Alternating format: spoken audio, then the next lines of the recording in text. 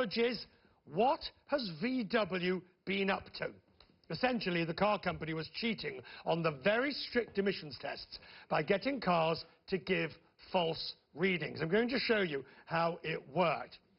The emissions controls would work during official tests. So when the tests were being completed, the car's internal software recognized that it was having a test and it would give full emissions control.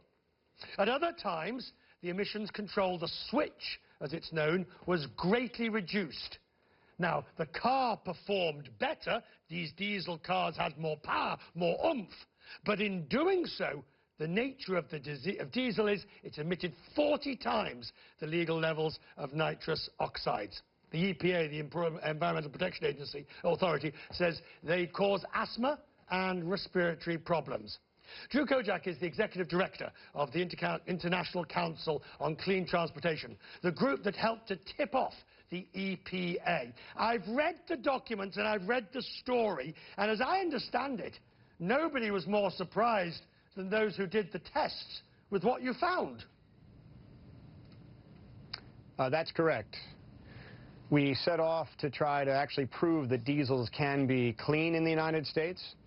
We tested 3 vehicles, and what we found was that while one of the vehicles turned out to be completely clean and demonstrated that the emission standards can be met during the full useful life of a vehicle, the 2 that we found, the 2 Volkswagens that we tested, unfortunately, while they were compliant during the test cycles, had significant excess emissions, and so we reported those excess emissions to the government agencies, the California Air Resources Board and EPA. Now, but even after knowing that, you still couldn't work out what the algorithm was in the computer system, the ECM. You had to wait for Volkswagen pretty much to tell you what they'd been up to, didn't you? We had no idea. That's exactly correct. We speculated that there could be calibration issues, that there could be load issues, any number of issues.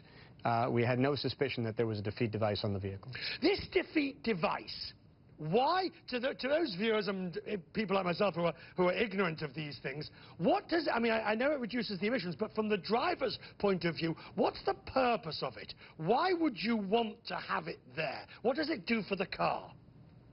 Well, you've explained it beautifully just now, Richard, that when the vehicle was on the test cycle, it maximized low emissions, and when the vehicle was off the test cycle, it maximized fuel economy, and that was good for the driver.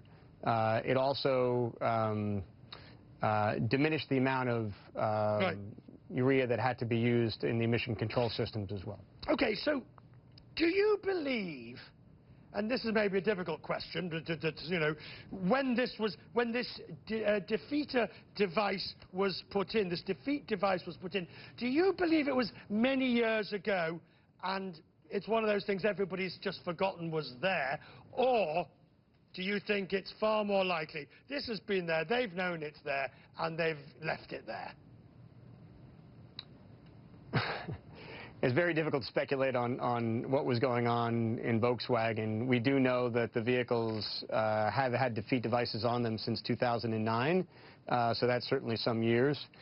We also know that we've gone down this road before, that heavy-duty manufacturers used defeat devices in the United States way back in the late 1990s. And so this is an issue which we've encountered before, and I think I was surprised, I think my group was surprised when we encountered it, or we heard about it again, that Volkswagen was doing it now with their light-duty passenger vehicles. I love the phrase surprise. I'm sure there was a bit more than surprise when you finally worked out what was happening. Sir, thank you for joining us. We very much appreciate you